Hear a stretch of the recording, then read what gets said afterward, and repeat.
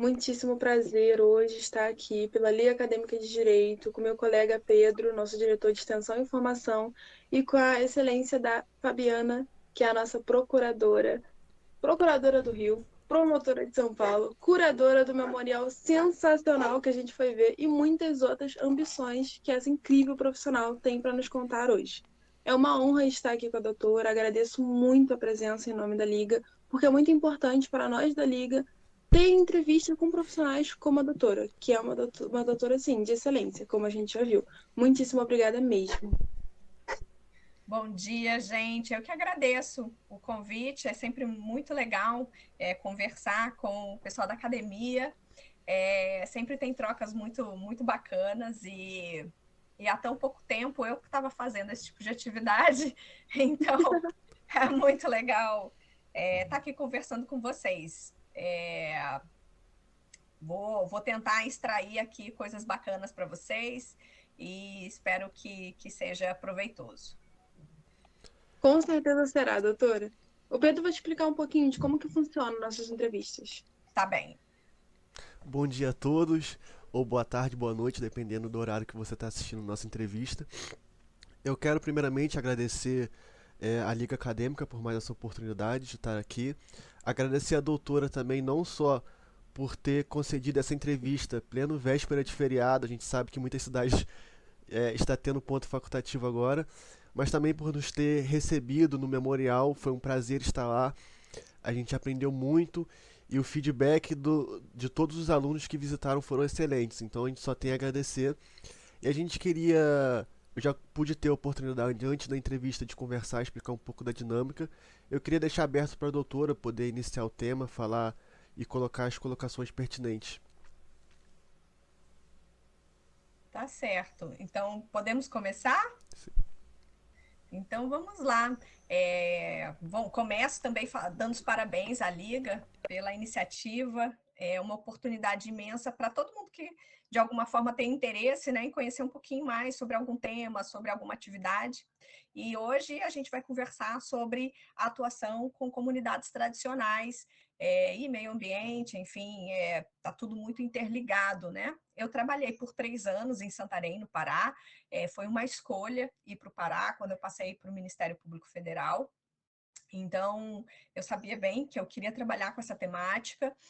Na época, a gente estava lidando muito com as hidrelétricas lá, e é um tema que volta e meia tá no momento, assim, né? Tá acontecendo. Naquela época era muito forte Belo Monte, Tapajós, então era uma temática bem forte naquela região. E quando a gente estuda para o edital do Ministério Público Federal, ele já é bem direcionado. Quem vai fazer Ministério Público Federal sabe que essa temática, que a gente sempre chama que é a temática de sexta Câmara, e sexta Câmara Comunidades Tradicionais e quarta Câmara Meio Ambiente, é algo bastante importante, porque a nossa atuação é relevante nessa temática, né? Então, eu vou chamar a atenção para algumas questões que eu acho que abrem um pouco o nosso pensamento quando a gente vai trabalhar e, enfim, até mesmo para despertar o interesse, né, nessa questão. Trabalhar com comunidades tradicionais não quer dizer apenas comunidades indígenas, também quilombolas, caiçaras, ciganos, né? Então, ribeirinhos, pescadores, tem tanta comunidade tradicional e cada uma tem os seus aspectos, as suas peculiaridades, o seu modo de vida, a sua visão, cosmovisão, né? Então, realmente é uma área bastante diferenciada. Eu vou acabar me detendo um pouquinho mais com relação às comunidades indígenas e quilombolas, porque são as comunidades com as quais eu mais trabalhei. E a complexidade de trabalhar com esse tema e de entender também é porque o paradigma, a gente parte de um paradigma completamente diferente, né? A nossa visão é, é formada a partir de um pensamento ocidental, homogeneizante, né? Muitas vezes machista, é a nossa formação que a gente tenta o tempo todo lutar, né? Mas é uma visão consumista, Então, é bastante diferente de uma visão de quem mora em comunidade. E parte de todos os pressupostos de realização da vida, né, de uma realização de comunidade. Eu vou chegar num ponto que é sobre o direito civil, que é bem interessante, que a gente consegue enxergar muito bem qual é a diferença disso. Então, essas comunidades, normalmente, elas têm mitologias próprias, né? A gente tem uma mitologia, uma concepção de mundo muito formada no cristianismo, né, de como começou o mundo. Sabemos muito bem que tem uma explicação religiosa, uma explicação científica, mas na parte da fé, da mitologia, né, nós temos visões diferentes. E os indígenas também têm a sua cosmovisão. Então, eles entendem que existem os espíritos, que existem divindades, só não são as mesmas que as nossas. E isso eu falei, acho que eu comentei com vocês lá na exposição. Se eu não comentei, vou falar agora. Um exemplo prático e muito visível disso é com relação ao minério. O minério, para as comunidades, para os povos indígenas, de uma forma geral, claro que cada um tem as suas peculiaridades, mas de uma forma muito geral, eles entendem que aquilo que é o minério reúne o que existe de ruim no mundo. Então, aquilo não pode ser extraído, ele precisa ficar enterrado lá no fundo da terra. E é de uma grande sabedoria, né? Porque quando a gente tira o minério, a gente devasta completamente o meio ambiente. O petróleo, por mais que tenha facilitado muito a nossa vida em vários aspectos da tecnologia, ele, ao mesmo tempo, é um grande poluidor, né? Então, tem uma sabedoria muito grande nesse pensamento indígena. Os indígenas, então, eles não partem de uma concepção de pecúnia, né, de valor precificado dessas questões, mas sim de um valor para a formação cultural, para a formação da coletividade. E é por isso que, quando, por exemplo, vai ser instalada uma hidrelétrica em determinado rio, aquilo é praticamente a morte de uma comunidade, porque a vida para a comunidade indígena vem muito da água, né? E também tem a sua grande sabedoria. Nós não vivemos sem água. Então, não é só porque eles tiram dali o alimento, é porque ali eles entendem que está a deusa mãe, né? Os ícones deles, de divindades, estão ali, de força da vida. Então, é praticamente a morte. E aí, nisso, eu já entro num tema que é muito importante, que uma das principais bases normativas para comunidades tradicionais, a gente tem, claro, a nossa Constituição, né, que trata, a gente tem tratados internacionais, mas tem um específico que é a Convenção 69 da OIT, que eu só vim a saber sobre isso muitos anos depois de ter me formado, estudando para o edital do Ministério Público Federal, porque não é um tema que normalmente se coloca na grade de faculdades. Acho que hoje, já por conta de um debate maior jurisprudencial, talvez a gente já tenha um pouco mais de acesso, né, ao conteúdo. Mas, basicamente, a Convenção 69 traz vários direitos, né, mas um deles é bastante importante, que é o direito à consulta livre, prévia e informada. Por que informada? Por conta disso tudo, porque nós partimos de concepções de vida muito diferentes, né? Então, é a partir disso tudo que a gente tem uma complexidade muito grande. Somado a tudo isso, nós temos uma visão bastante preconceituosa em relação aos indígenas, aos quilombolas, enfim, isso faz parte da formação da nossa história, né? Os quilombolas, por conta do passado escravagista que nós temos no nosso país, obviamente, e os indígenas, vejam, também foram escravizados, né? E em relação especificamente a eles, e os quilombolas também, eles tiveram as suas línguas, a língua falada, né? A língua foi proibida. A religião que eles exerciam, que eles acreditavam, foi demonizada. Então, tanto quilombolas como os indígenas, eles foram obrigados a abandonar as suas práticas culturais, ou exercê-las de alguma forma velada, para que eles não fossem perseguidos e mortos.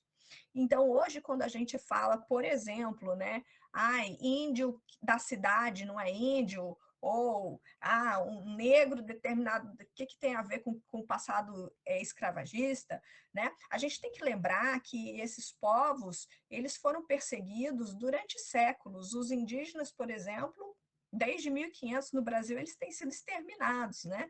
Então, as suas práticas culturais foram eles foram obrigados a abandonar suas práticas culturais, e é por isso que é muito comum muitos deles nem terem a possibilidade de saberem a própria língua mãe, né?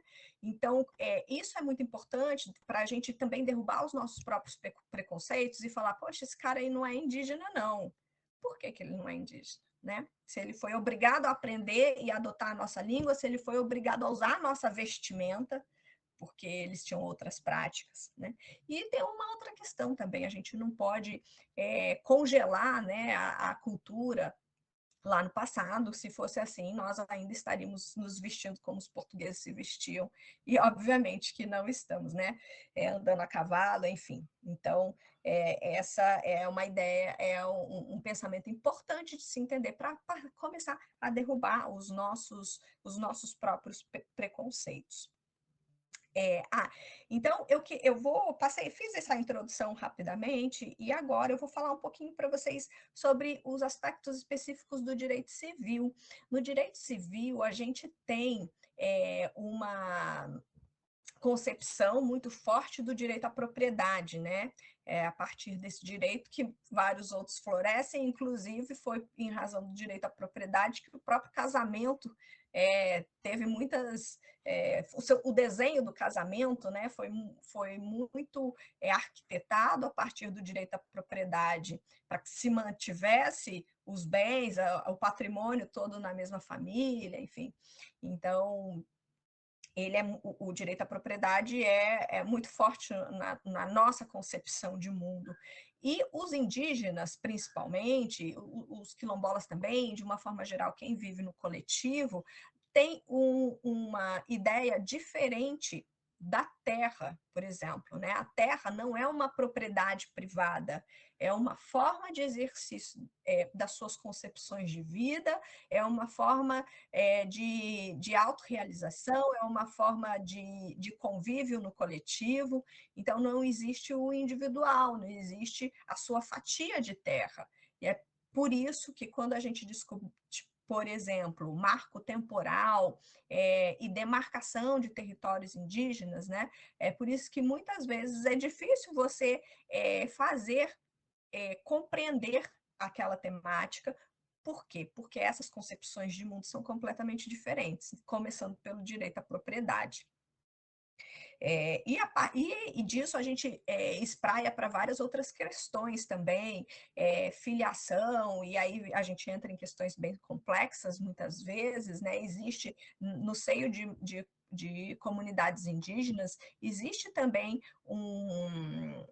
um machismo muito preponderante, isso tem se revertido pouco a pouco. As comunidades indígenas já têm grupos de mulheres muito fortes que levam a luta à frente, é muito, muito interessante essa questão.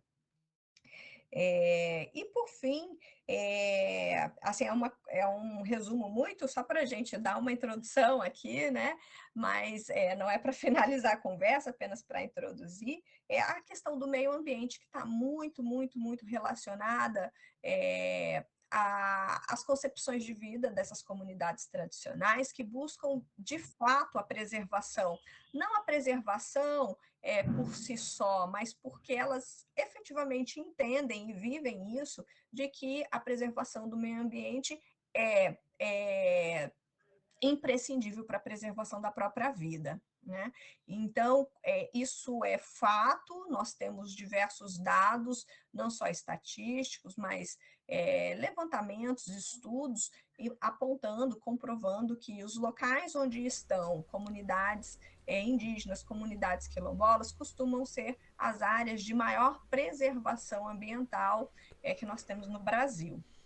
por razões óbvias, né? Eles efetivamente buscam a proteção, e muitas vezes nós temos áreas gigantescas em que se não existe a presença de uma proteção, o Estado muitas vezes também é muito inerte nessa proteção. Então, onde não tem comunidade tradicional, é um facilitador para que exista a invasão de pessoas querendo de alguma forma explorar aquilo indevidamente.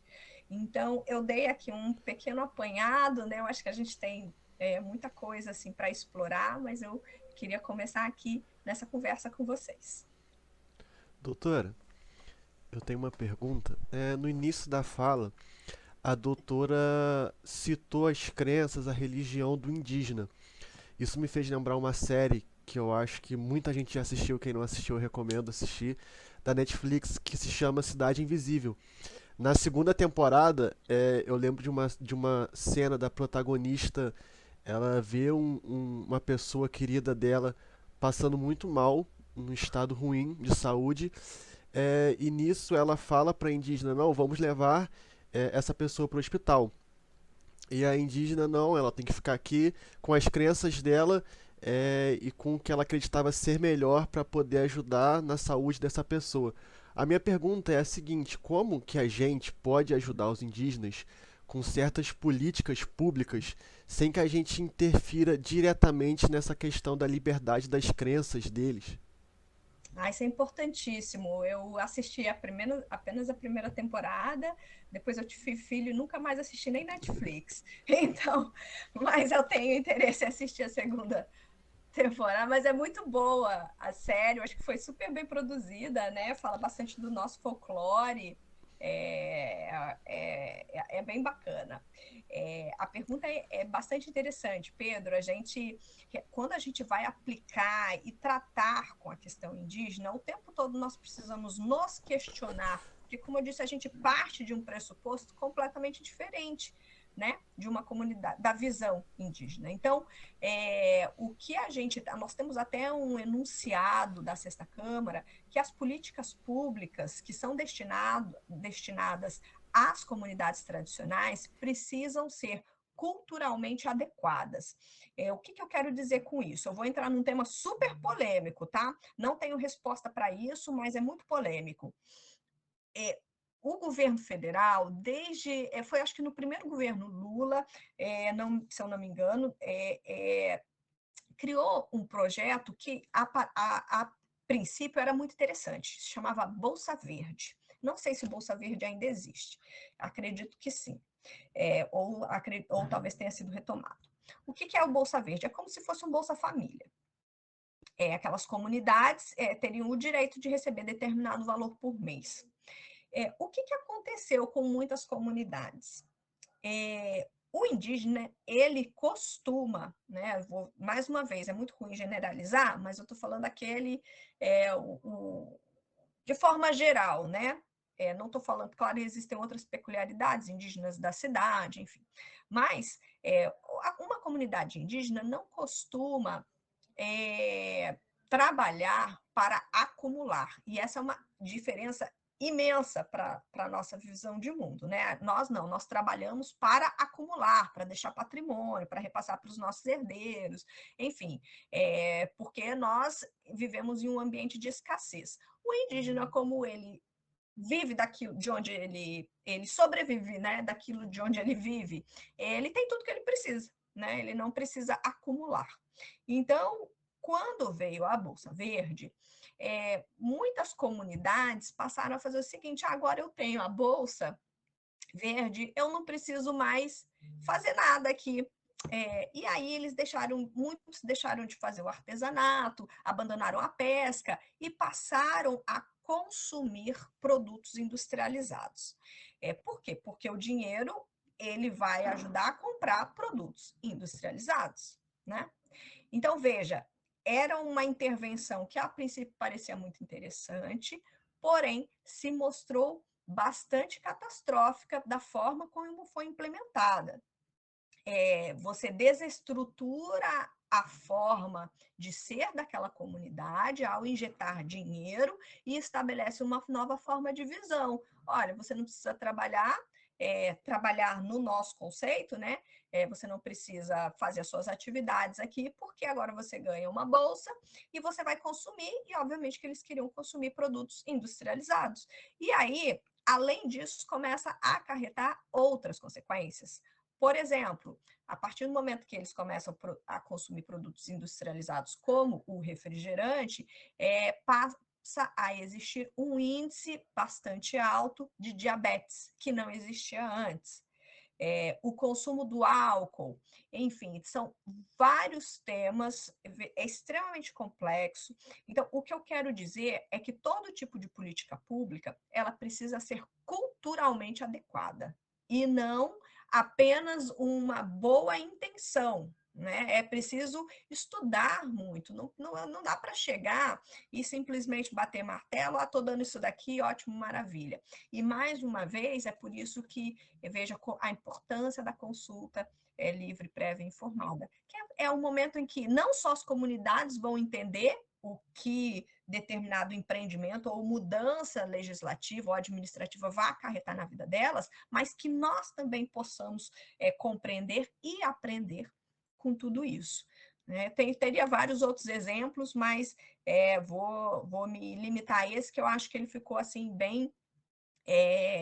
dá para dar uma boa demonstração, né, de como é importante, mas assim, a gente pode pensar nas casas, né, vai oferecer casas, ok, então vai oferecer no modelo Minha Casa Minha Vida. Opa, peraí, modelo Minha Casa Minha Vida pode ser muito quente, o telhado pode ser muito quente, essas comunidades não usam ar-condicionado, essas comunidades dormem em redes, essas comunidades costumam ter um local coletivo de uso, então no momento que você constrói casas individuais, você está de alguma forma desestruturando também a forma do coletivo.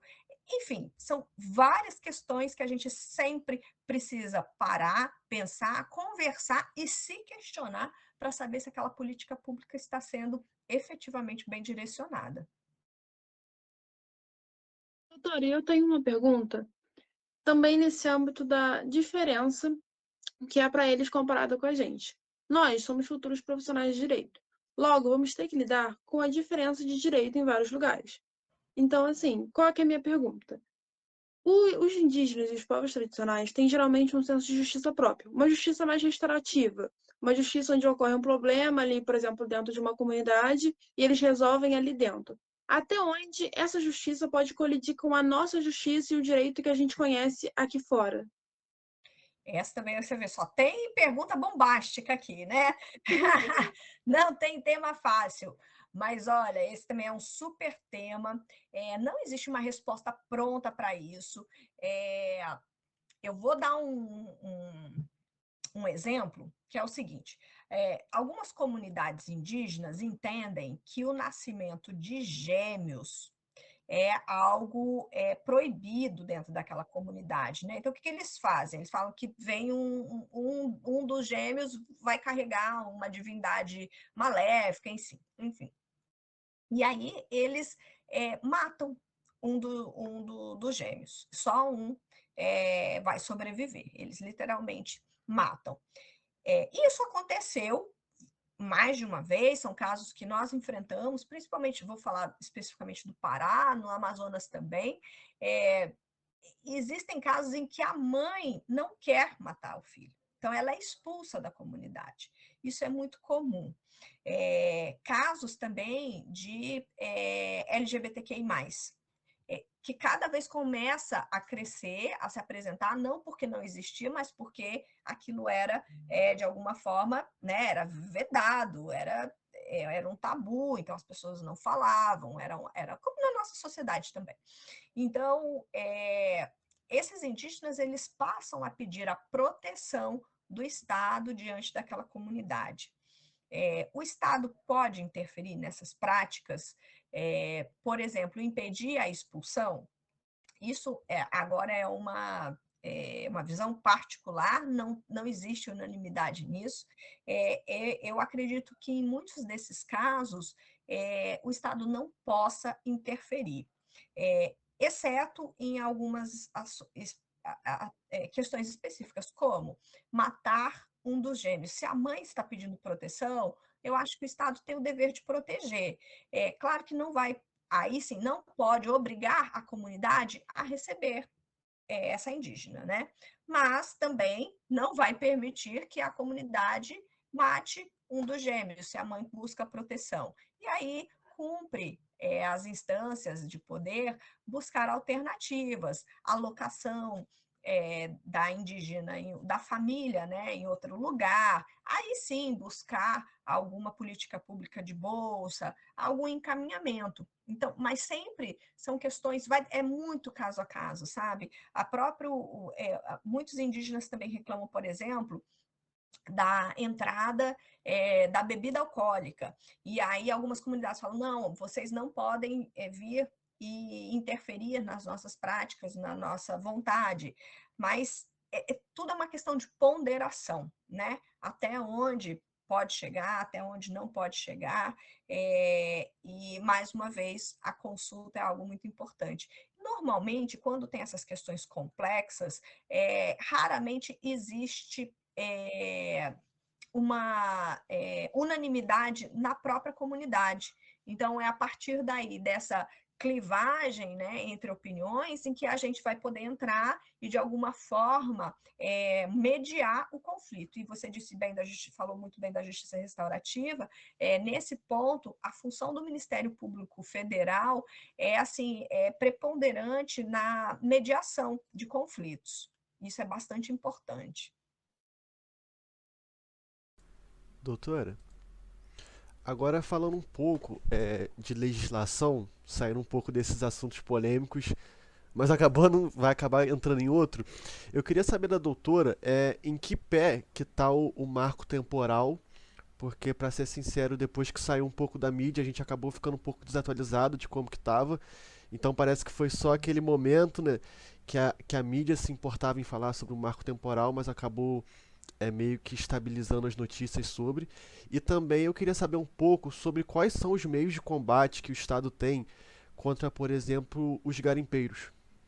Tá, então vou falar primeiro do marco temporal. Primeiro vou falar um pouquinho do marco temporal em si, né? Basicamente, o que se discute ali? O que se busca são duas linhas completamente opostas. Uma tenta falar que a demarcação de territórios indígenas deve levar em consideração o local onde os indígenas estavam no momento da promulgação da Constituição de 88. De outro lado, se fala, não, essa é a posição do Ministério Público Federal, fala, não, a gente precisa buscar análises antropológicas, os estudos, né? Porque muitos indígenas, como eu disse para vocês, eles foram expulsos, eles foram levados, conduzidos, principalmente a partir da ditadura militar, em que foram criados parques, né, o Parque do Tumucumaque, várias comunidades indígenas foram obrigadas a se deslocarem para aquelas regiões e abandonar suas áreas de uso. Então, tem uma série de questões, tem a violência, a própria violência, né, que foi levando esses indígenas a certos redutos. Então, são essas duas linhas. Quando houve o julgamento do Raposa Serra do Sol, algumas condições já foram estabelecidas, e esse assunto volta, né, no Supremo, e no ano passado, que foi o julgamento, que inicialmente foi bastante comemorado, porque o Supremo, não de forma unânime, mas majoritariamente, decidiu que sim, aliás, que não se aplicaria o conceito de marco temporal a partir da Constituição de 88. Porém, as decisões, elas chegaram aí num ponto em que não ficou legal, pelo seguinte, especificamente em relação à indenização, porque se você vai primeiro indenizar para depois reconhecer o território, a gente fica dependendo de alocação de orçamento, de uma série de etapas que leva anos e anos e anos, né? Então, existe uma discussão muito grande a respeito disso, mas que de outro lado, é bastante importante, porque se você indeniza as pessoas que estavam em posse de terras e compraram de boa fé, elas têm direito à indenização, né? Os indígenas têm direito àquela terra, beleza, mas quem comprou de alguma forma de boa fé tem direito à indenização. Então, essa questão vai voltar, apesar de ter sido decidido ano passado, vai ter recurso, certamente a questão vai voltar a ser discutida, não está nada assim muito fechado, né? O que eu posso dizer para vocês é que efetivamente o que tem acontecido, efetivamente não tem existido orçamento, então as demarcações pouco avançaram após o julgamento do marco temporal. Não foi assim aquela. Houve uma expectativa muito grande de que a partir daí os processos de demarcação fossem fluir, mas não é isso que nós temos visto na prática. Então, existem várias questões muito ainda polêmicas e difíceis de enfrentamento, mas eu acho que o principal ponto agora, claro que é muito bom saber que serão considerados os marcos a partir dos estudos que serão realizados, né, e não a partir da Constituição de 88, mas a questão orçamentária ainda é um grande desafio a ser enfrentado e que o direito efetivamente seja colocado em prática. Enquanto isso, o que tem acontecido? Várias comunidades indígenas têm feito a autodemarcação.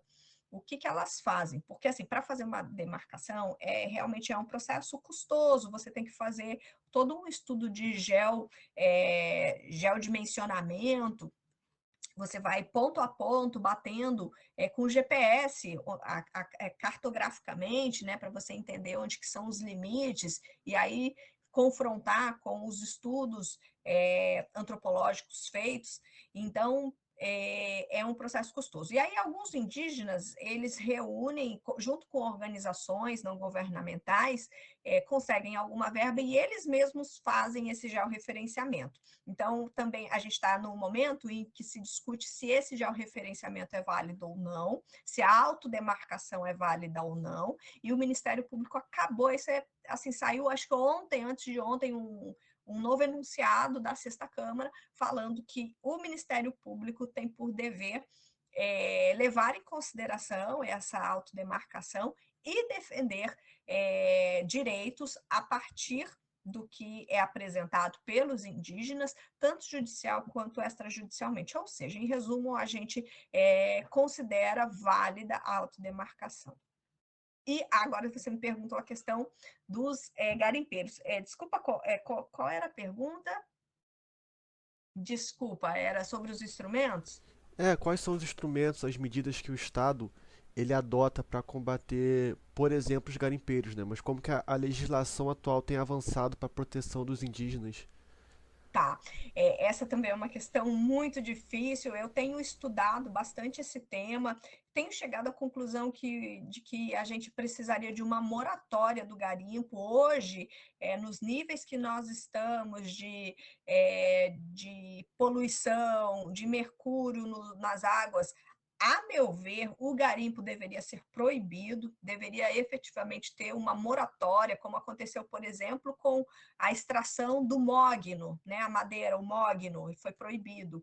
E a cerejeira também foi proibido, o corte. Eu acredito hoje que o garimpo deveria ser proibido. Tenho caminhado muito nos estudos a partir desse ponto. E aí, depois, obviamente, vem uma parte mais difícil, que é a mineração. A gente precisa entender muito bem que garimpo é diferente de mineração. A mineração é quando você tem uma estrutura maior e tal. O que acontece hoje é que o garimpo ele se tornou tão rentável que muitas vezes o ouro que se diz proveniente de garimpo, na verdade já é uma mineração, só que é uma mineração ilegal, porque para você extrair o ouro com o que eles chamam o equipamento, né, são as dragas, eles puxam a água e aquela água vai sendo filtrada em tapetes, enfim, e ali eles vão obtendo, extraindo minério.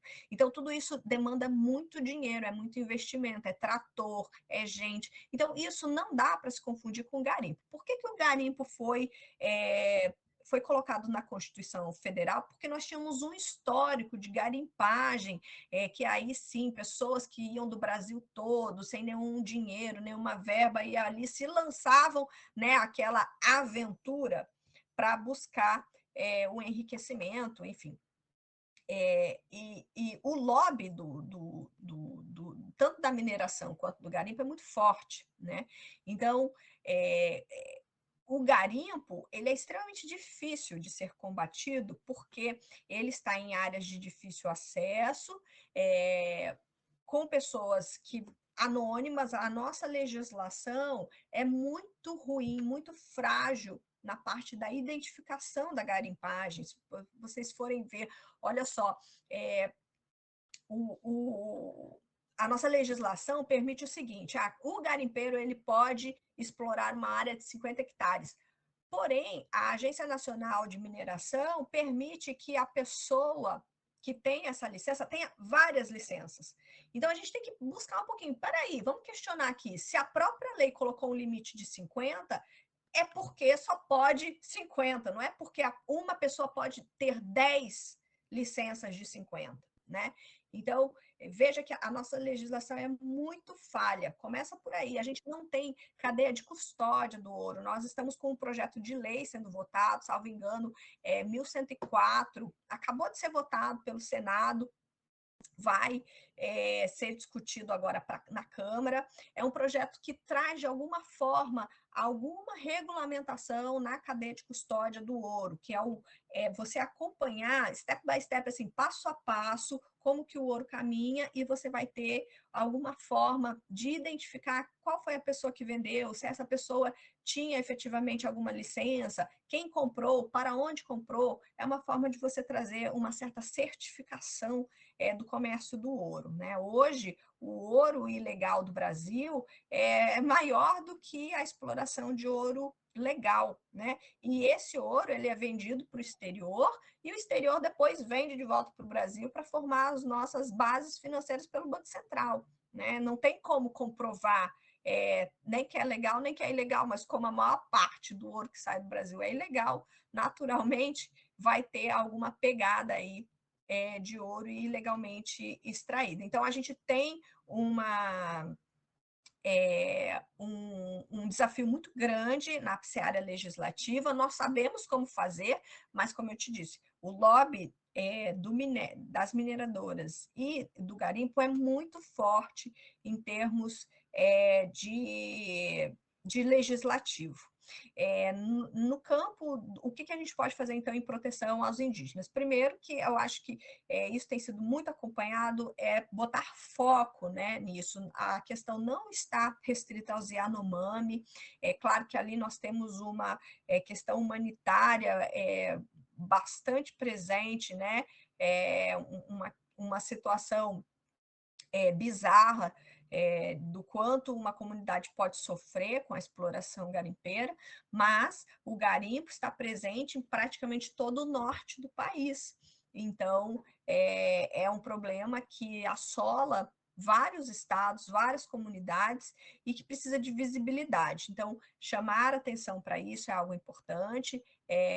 O Ministério Público Federal tem atuado em duas frentes. A frente criminal, né, que é deflagrar operações, que é muito importante, essa parte da persecução criminal, que né, levar à prisão de quem está, de alguma forma, desrespeitando a lei. E, de outro lado, que a gente chama da tutela, que é a proteção de direitos humanos, tentar levar políticas públicas, tentar de alguma forma, limitar a atuação de garimpeiros a partir de ações civis públicas, enfim. Aí tem uma gama enorme, recomendações, né? Tem uma gama bastante grande de formas de atuação. Perfeito, doutora. Muito interessante esses pontos que o Pedro trouxe. E eu estou entrando um pouco nessa questão legislativa também, falando um pouco sobre identidade jurídica. como que funciona o processo de regularização de uma comunidade indígena?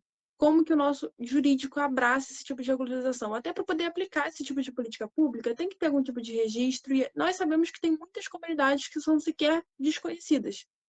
Não tem esse registro, não tem os direitos que eles poderiam ter, principalmente em relação a não ter invasão, a não ter exploração no território deles. Então, como que funciona esse registro? Tudo aí é realmente sempre muito grande, muito é, difícil, né, de realizar. Mas, dentro do Ministério Público Federal, tem um projeto que começou há alguns anos, que se chama Territórios Vivos.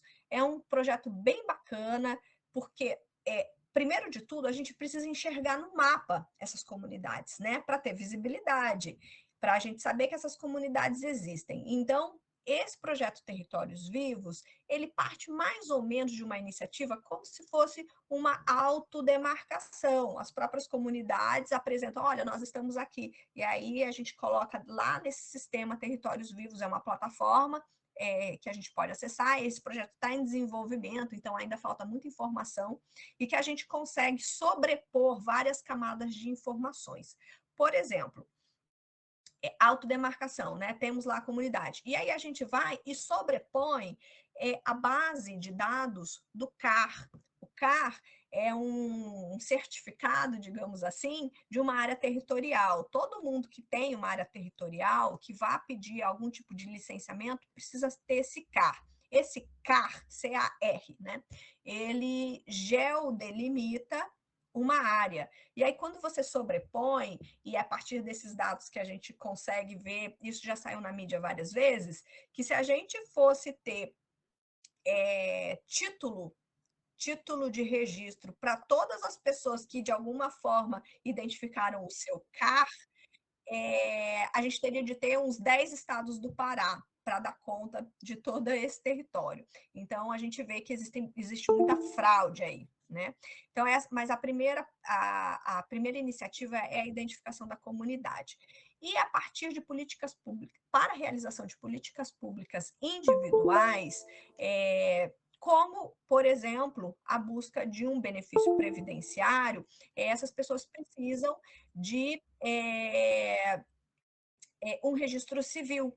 Então, o que nós fazemos? Para aquelas comunidades que não têm facilidade de acesso à cidade, a gente costuma fazer ações. Eu vou falar o nome do projeto, mas eu acho muito ruim, tá? A gente chama Ação de Cidadania. É muito ruim porque, enfim, o termo cidadão é muito limitado, né? No seu significado. Mas são ações, são projetos que nós vamos normalmente, Ministério Público Federal, Ministério Público Estadual, Defensoria Pública Federal e Estadual, advogados, organizações não governamentais e cartórios. E nós levamos todo o aparato necessário para realizar certidões de nascimento, certidões de casamento, os casamentos são realizados coletivamente, então são formas de você levar o poder público até essas comunidades para que essas pessoas tenham os seus direitos reconhecidos, que aí vão se espraiar, por exemplo, nos benefícios previdenciários que muitas vezes são necessários, né? E também posso falar, por exemplo, da vacinação. Quando veio o projeto do Mais Médicos, foi algo bastante interessante para essas comunidades, porque muitos médicos não querem ir até essas comunidades tradicionais. E aí, quando vieram os médicos cubanos, eles iam. E isso realmente foi um projeto bem bacana, que levou uma política pública importante, que é a política pública de vacinação, prevenção de doenças,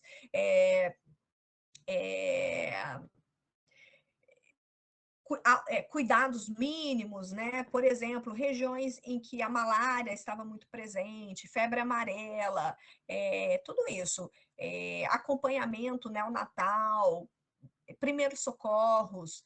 Então, tudo isso foi levado às comunidades mais distantes. Eu me lembro que em Santarém, certa vez eu fui visitar a comunidade do Turuni, que é já quase chegando no Suriname.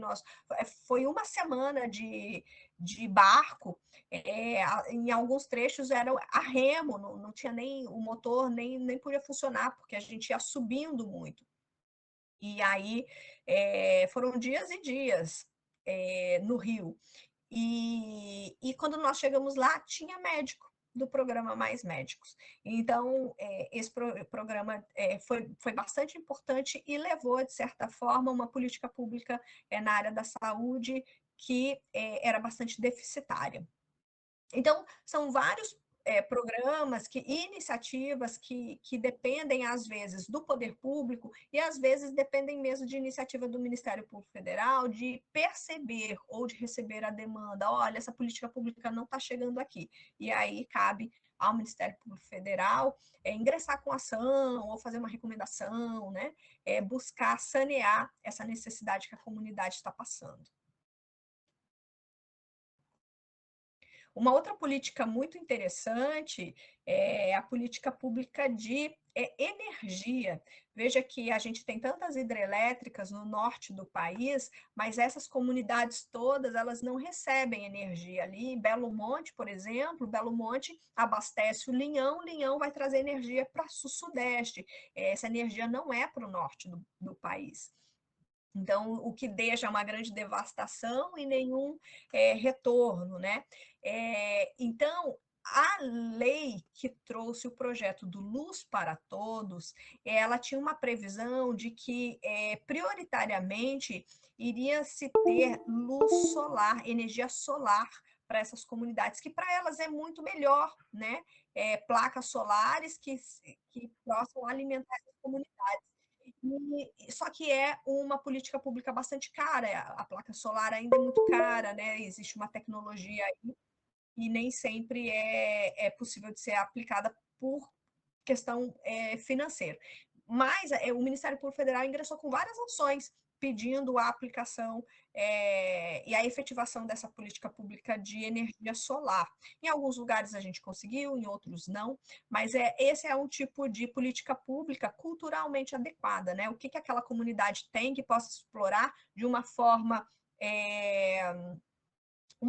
ambientalmente até saudável, né? Evitar o uso da energia elétrica de uma hidrelétrica, de uma PCH, mas fazer uso de uma placa solar. É algo possível, viável e culturalmente adequado. Doutora, para encerrar minha participação aqui na entrevista, eu queria fazer minha última pergunta e também pedir desculpas, que eu esbarrei com o pé 2 vezes no meu monitor aqui, ele desligou. Enfim, voltando um pouco sobre aquele assunto justiça, que a Júlia trouxe uma pergunta muito interessante, eu lembro de estar fazendo uma prova e em uma das questões, eu não lembro se era exatamente o Ministério Público, mas que por muitas vezes dentro da comunidade agia como mediador. Então deixava que os próprios indígenas tomassem suas próprias conclusões e ele agisse como mediador ali, meio que dando legalidade a esse ato. Eu queria que a doutora confirmasse se é realmente o Ministério Público e comentasse um pouco a respeito disso. É exatamente assim. Eu acho que o Ministério Público Federal, acho que o MP estadual também age muito como mediador nesses problemas. Como eu comentei, muitas vezes não existe unanimidade, né, na comunidade, é muito comum isso. O que é algo que acontece conosco também, briga de gerações, né? As gerações mais antigas têm uma visão diferente das novas gerações, as mulheres têm uma visão diferente dos homens, enfim, tem uma série aí de espaços de disputa de narrativa que são bem importantes, e a mediação por parte do Ministério Público Federal é algo bastante interessante. A gente busca, sim, uma solução consensual, uma solução guiada, para os próprios problemas. O uso da energia, por exemplo, é um desses, né? Vai poder. Que tipo de energia vocês querem? Energia solar, energia eólica? A eólica pode produzir algum tipo de acidente aqui por conta dos animais.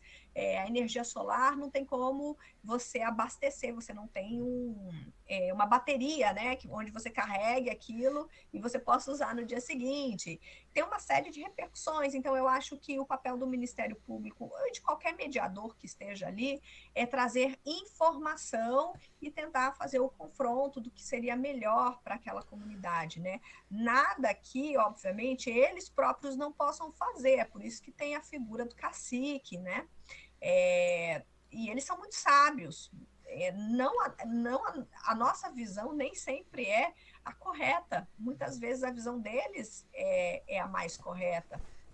Então, para a gente também é importante sabermos ouvir e entender. Então, acho que muitas vezes a gente está ali mais como facilitador do que necessariamente, né, como indutor de uma solução.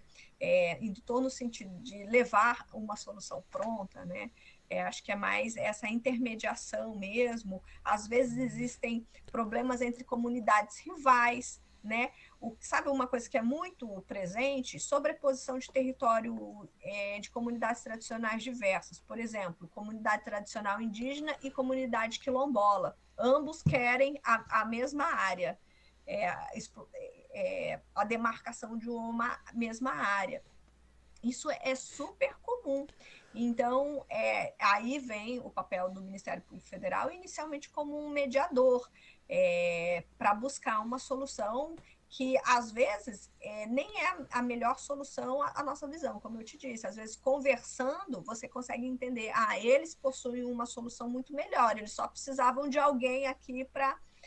Mais de uma vez, no Pará, a gente sentava assim, embaixo da árvore, para chegar a acordos de exploração de peixe, exploração de castanha, porque no Pará, não por acaso, né, o nome da castanha do Pará, castanha do Brasil agora, mas a castanha é um produto muito valioso, então existe uma grande coleta de castanha na região, e várias vezes a gente sentou assim debaixo da árvore mesmo para chegar a alguns acordos intermediados aí pelo Ministério Público Federal. Isso é muito comum de acontecer e é muito bacana. São as minhas maiores experiências, não só de vida, mas experiências enquanto profissional, né, conseguir enxergar o outro, conseguir perceber a necessidade e a solução que eles mesmos apresentavam. É muito bacana. Tenho a dizer que é muito melhor você chegar a um acordo assim do que você receber uma sentença que numa ação civil pública, ainda que ela seja totalmente procedente de acordo com os pedidos que você apresentou. Para encerrar aqui e dar um pouco mais de contexto dessa questão do auxílio às comunidades, como que as instituições internacionais, como a ONU, a OIT, aplicam essas medidas de proteção a essas comunidades? Bom, as instâncias internacionais, elas não vão ter a juridicidade dentro do território nacional, mas é muito importante a atuação das plataformas internacionais, primeiro, e numa instância maior, né, de macropolítica, de regulamentação a partir dos acordos, dos tratados internacionais, e isso vai ser entronizado na nossa legislação num passo seguinte. Além disso, essas organizações são responsáveis por reunir, por fazer o que a gente chama de, no mundo business, se falaria assim, fazer network, né? É a net, é a rede de contatos. Então, essa rede é muito importante. Eles conseguem colocar em contato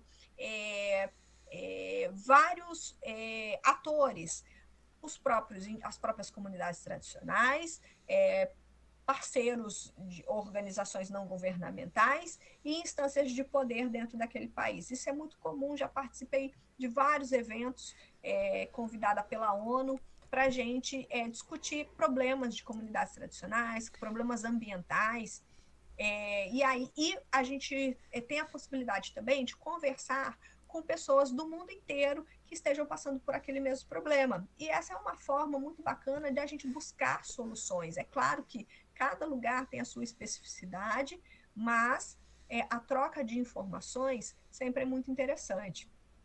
Então, a ONU e todas essas organizações de cunho internacional, elas sempre serão facilitadoras de fruição da informação, mas também de busca de consensos, né? Por exemplo, a Amazônia não é só brasileira, né? A Amazônia está lá no Peru, está lá na Colômbia.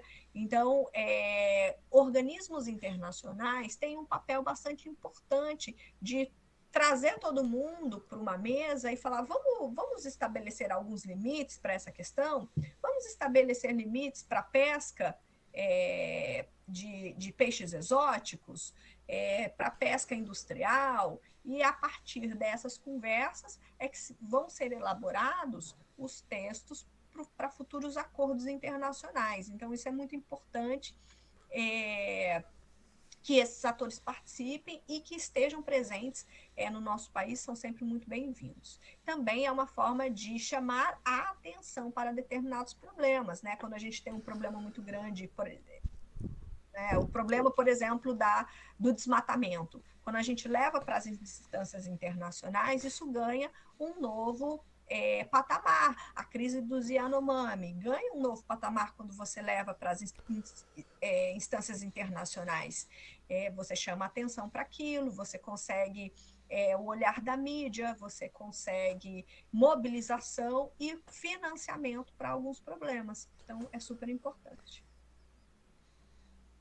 Perfeito, doutora. Eu gostaria de agradecer muito a presença da doutora, todo o tempo e conhecimento que a doutora passou para a gente nessa entrevista, não só nessa entrevista, mas pela recepção na Procuradoria, pelo memorial, que foi uma coisa que ficou marcado, não só para a gente, mas para todos os estudantes que nós levamos. Muita gente se emocionou, muita gente com certeza também vai adquirir muito conhecimento assistindo essa entrevista. Então, assim, é uma honra gigantesca para nós da LADMP ter conhecido a doutora e a possibilidade de aprender tanto com a doutora. Muitíssimo obrigada. Eu que agradeço pelo convite, parabenizo mais uma vez, Pedro, Júlia, todo o pessoal da Liga, é uma iniciativa muito bacana e vocês são super bem-vindos aqui na Procuradoria, espero que tenhamos outras oportunidades, vamos ter novas exposições e espero receber vocês outras vezes aqui para a gente conversar. É isso, eu também gostaria de agradecer a doutora mais uma vez por ter nos recebido na Procuradoria e por essa longa entrevista, quase uma hora, vamos passar de uma hora aqui de entrevista. Doutor, em nome de toda a Liga, eu gostaria de agradecer mais uma vez por ter nos recebido na Procuradoria e por essa longa entrevista. A gente tratou aqui de diversos pontos muito interessantes que eu tenho certeza que o nosso público e todas as pessoas que vamos alcançar através dessa entrevista vão poder conhecer muito mais sobre o assunto e poder contribuir de alguma forma para essas comunidades. Então, meu muito obrigado. Meu agradecimento enorme. Foi um prazer e muito legal a gente estar plantando aí sementinhas para as próximas gerações, para vocês que vão trabalhar com isso. É isso. Com certeza. Tchau, tchau, doutora. Foi um prazer. Grande abraço. Tchau, tchau.